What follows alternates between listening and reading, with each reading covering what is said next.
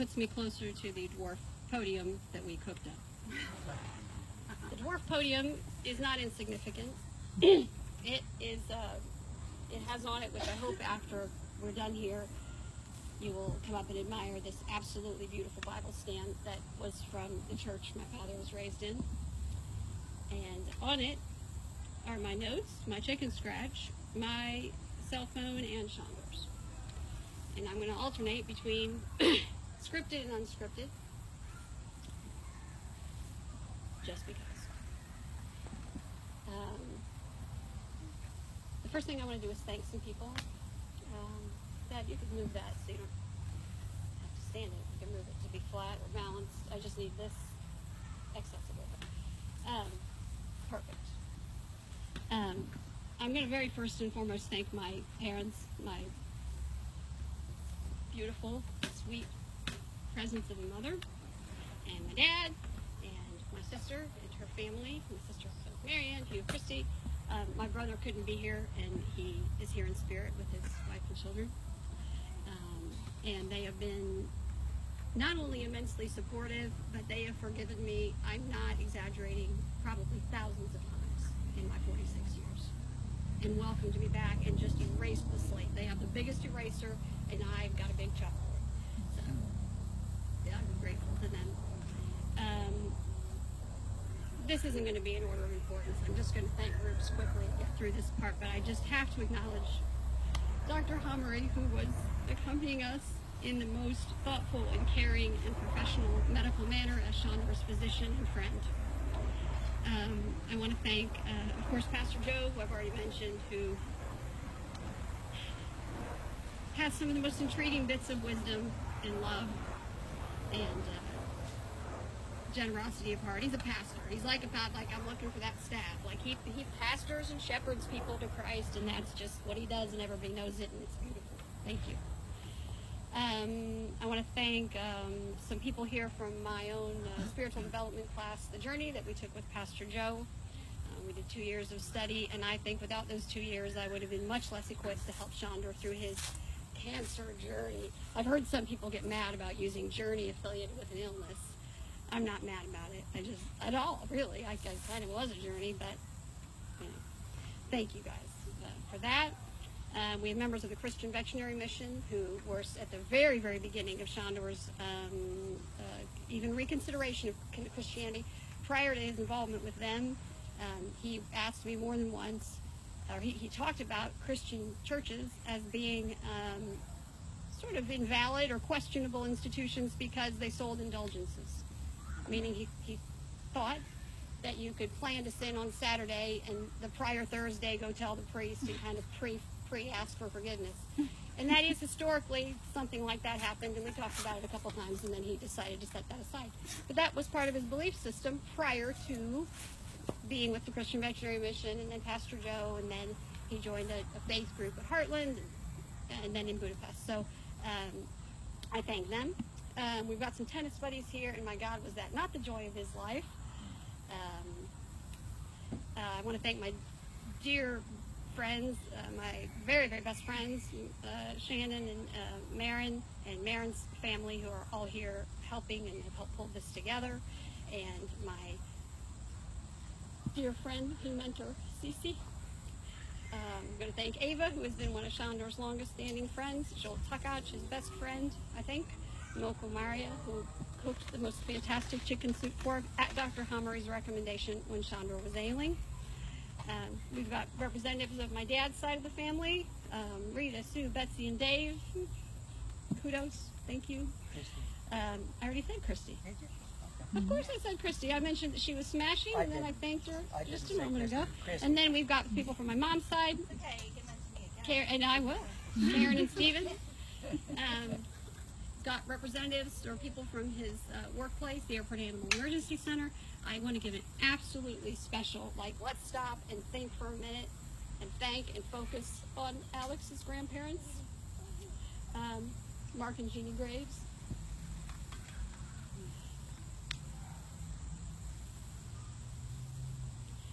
And everybody. How do you know? We've got people from different business connections that Sandor had, the Niels, got a couple of Noel's friends here.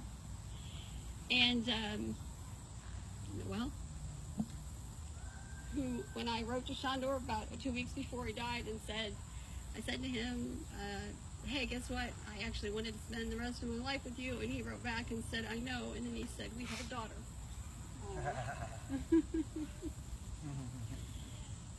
So, gosh, I hope I didn't forget anybody. I love you all, and it's making me really happy that you're all here. Okay, I want to start my little talk about Sandor with, well, it was actually a Catholic song, and I think it comes from the Bible. Pastor Joe can correct me if I'm wrong, but there's this song where the phrase that stuck in my head as a child was, I call you each by name, and you are mine. So I thought about this. I call you by name, and you are mine. I call you by name. If to know somebody's name, you know that person, and you want to call them, and you do call them, and you want them to come to you because they're yours. They belong to you. You want them close. And so I think, well, how does that apply to Sandor? God definitely knew his name. There is no question. If somebody wants to argue with me about whether or not God knew Sandor's name, they would lose. We can talk about it later. God knew Sandor's name, and he called him. He wanted him close, and he wanted him to die and enter his presence and be more fully with him over time. There's no question of that in my mind. And as my dad says, my dad likes to use the phrase, it's axiomatic that. Yeah, so it's axiomatic that if he knows your name and he's calling you, he wants you to be with him.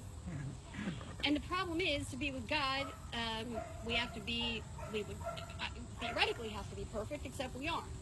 We all have flaws, we all have assets, and I'm going to go into Sandor's assets, and I will refer to his flaws. But the question is, and we can never get perfect. So even if, let's say X person, 60% assets, 40% flaws, works on the flaws their whole life, they still die with flaws. And they might be scared to death about their flaws when they're about to die, as Sandor was, and then he received the comfort of the word from the people ministering to him at that time. But there's not a single one of us who isn't going to die with some uncorrected flaws.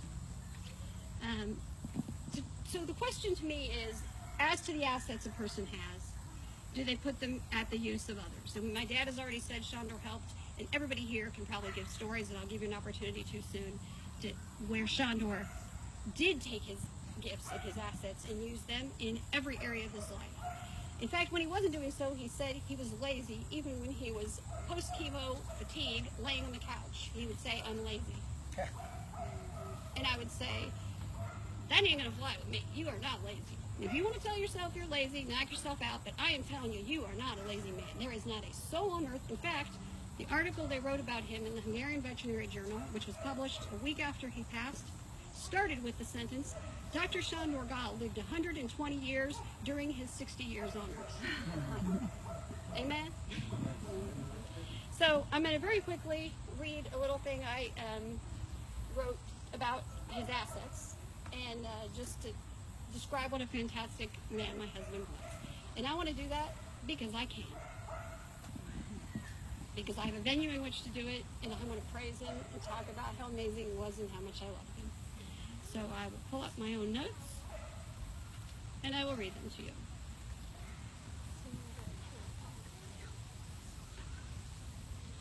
There is no doubt that today I have the true privilege, not a trite nor purported privilege, but the true privilege of eulogizing a remarkable man.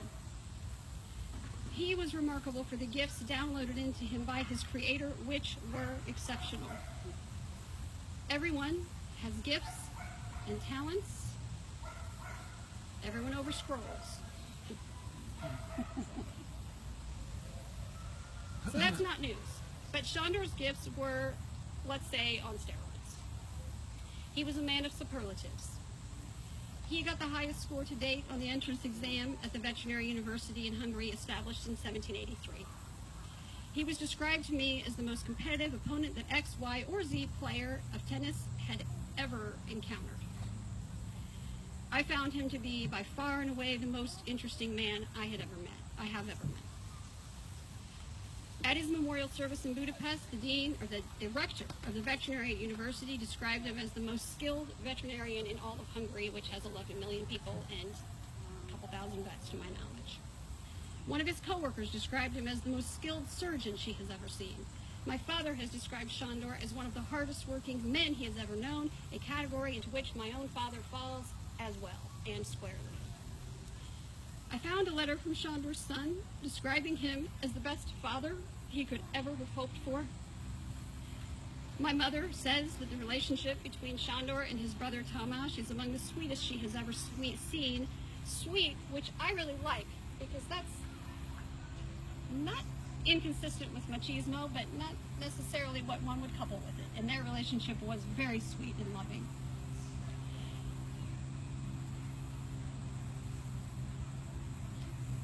And Noelle has described the passing of Sandor as the worst thing that could ever possibly have happened to her. I could go on with superlatives, but we get the picture.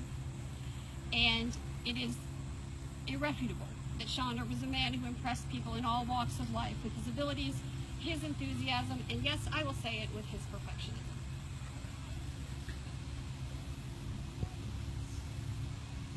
The wind is scrolling for me. And this man whom I loved, and love does not need an adverb with it. I'm not going to say loved him greatly, loved him immensely, loved him passionately. I loved him. Love. It doesn't need a qualifier. I loved him. I loved him not just for the ways in which he was remarkable, but also for those intangibles. Those things that a woman who falls in love cannot really describe. And I loved him despite his flaws, and at times, it made me mad.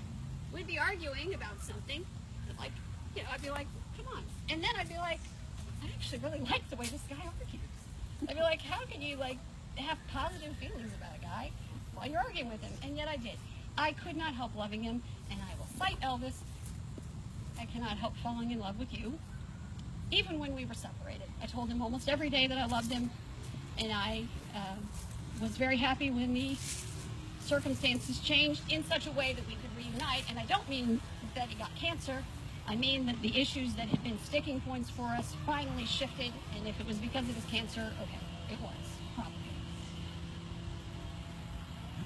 So, we all can agree, I think, that he put those assets to use. There's not a single thing I just mentioned that didn't benefit one of us with joy, saving pets, helping people, tutoring veterinarians, loving his parents. He one time heard his mom was cooking his favorite dish and literally bought a ticket and flew over there to surprise her the next day.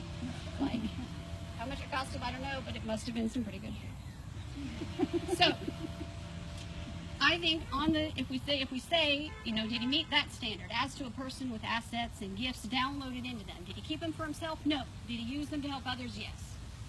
Answer. Next question. Everybody has flaws, and I want to address that in this way. I am not going to apply God's standards. I'm not going to try to interpret the Bible and say God has these standards, did Sandor meet them? And I'm not a pastor. And I'm not going to apply psychological standards. I'm not going to say psychology says X, Y, and Z is a healthy guy. Was he that? Yes or no? I'm not doing that. I would like to apply his own standards to his own behavior in his own life and how he looked at it before and after his diagnosis. And what I can tell you is that he unequivocally wanted a different outcome and a different tenor to the time of his life post-diagnosis. He himself said, and he didn't say, oh my gosh, I've been a horrible guy, what do I do? He said, there are some things I wish I had done differently up till now, and I'm going to really try to do them better from now on. And the broad stroke is undeniably in that direction. And what he did, in my opinion, was reprioritize, so that not only reprioritized his time, but reprioritized how he evaluated people, and I would say, including me. He started to evaluate me differently. He started to evaluate how he spends his time differently. And I'm going to tell you also that I learned my priorities were wrong. My priorities were wrong. There were things I was angry about at times with him or with others that should have been very, very low on the list, if even on it at all. And I learned that from him. I absolutely learned that from Sandor, because, but, you know, the sicker he got or the longer this went on, he just would be like, well, that's just not important. Let's go eat something, or let's go sit outside. Or, you know, one time he yelled at me about something and I was all upset. And then next thing I knew, he was standing there cooking some food for me, which those of you who know me well is not an easy task because I have very limited food choices at this time. And it was really, really sweet. He made me oxtail soup. It was amazing. And that was his apology, and I ate it, and we were fine.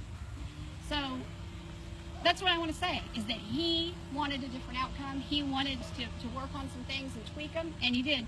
And when he got close to the end, he was like, oh my gosh, there are some things that I actually haven't fixed yet.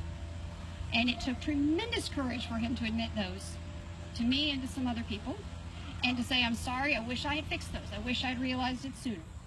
But right now, the best I can do is to let you know I'm sorry, let you know I love you, and let you know I want you here. And he did that. I'm going to look at my notes again to make sure I'm not missing something important.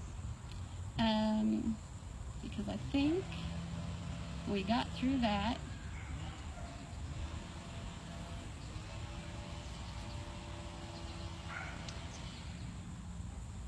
Yeah, we've already talked about it. He took very seriously the transition, which surprised me in a way, because it wasn't something we had talked about prior, but I guess people don't talk about it unless they actually really know they're getting ready to pass.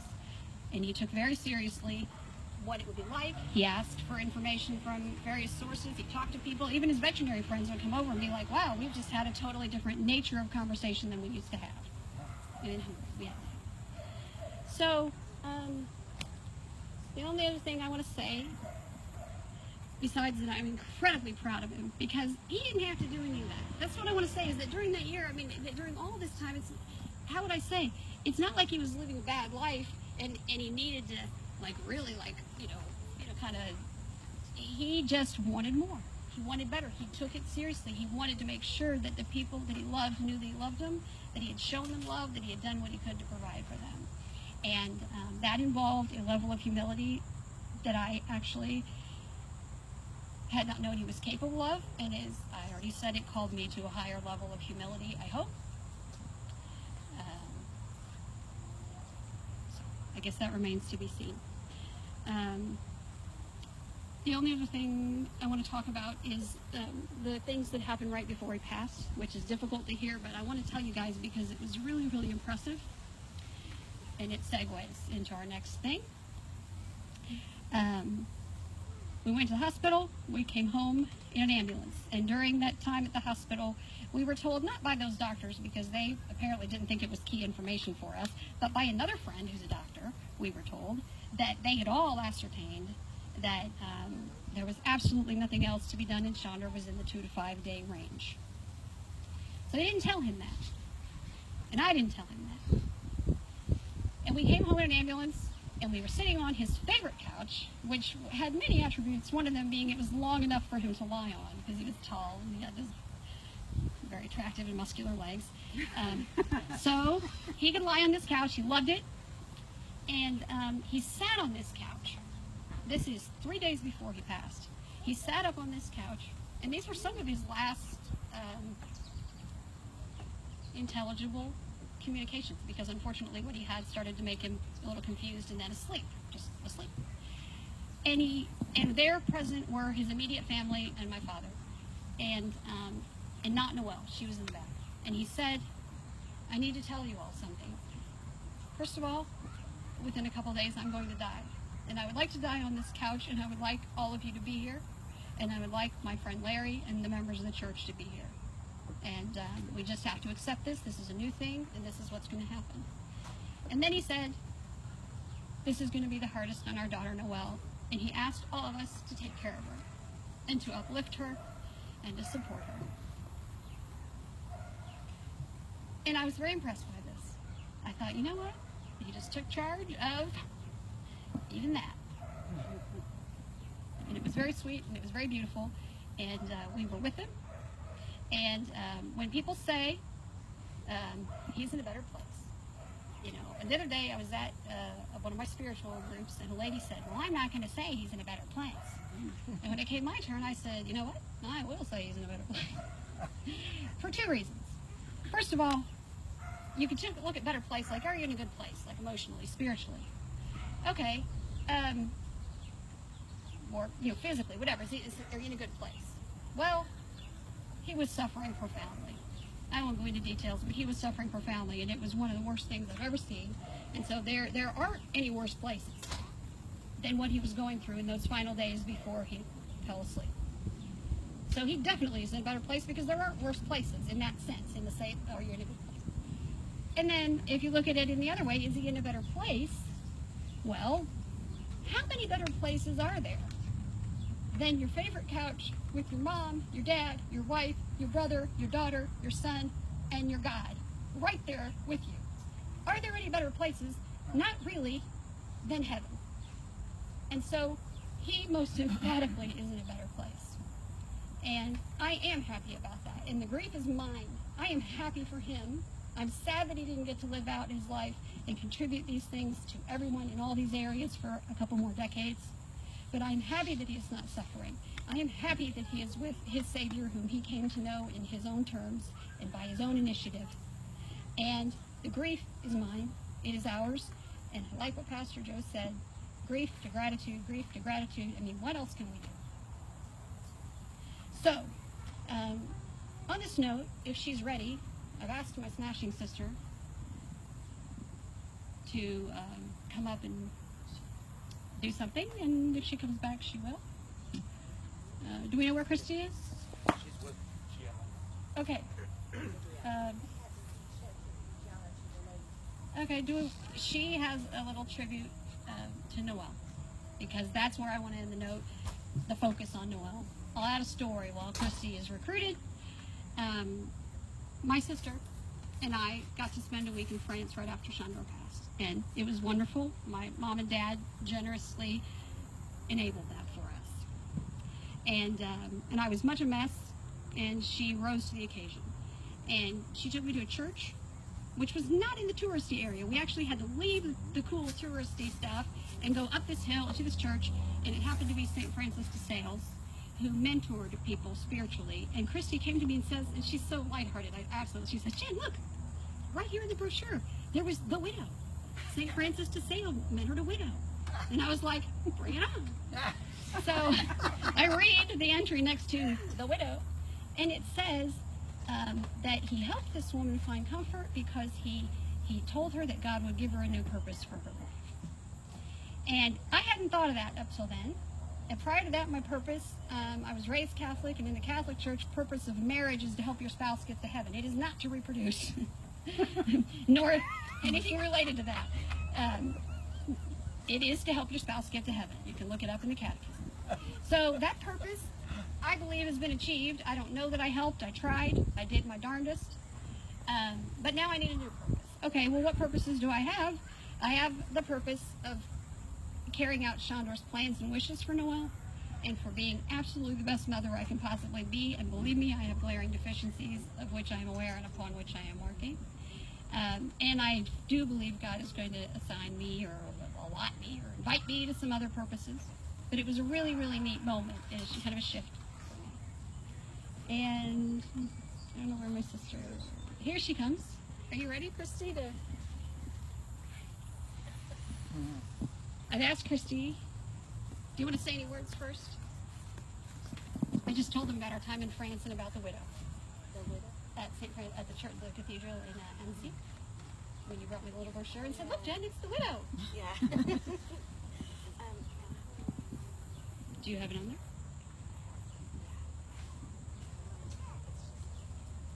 That's it. That's fine. I can hold the microphone to it. She's going to sing a song for Noel.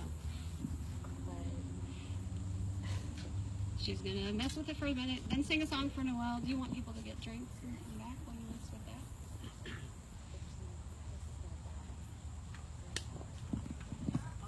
Do you want to use mine?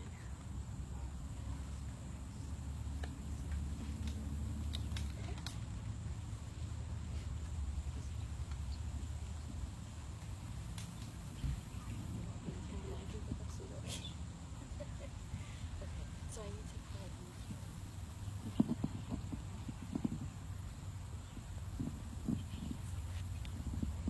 We're just getting the music ready. One song, and we're done, and you've been incredibly patient. And then we'll get drinks, and like I said, pass the mic and share stories if anybody wants to, and if not, that's fine too. She's pulling up. Hold on. The music. I thought I saw Nick Bissessi. Did I see Bissessi? Mr. Bissessi? He is here. I don't know where he is, but he is here. Please go to this table. You need to stay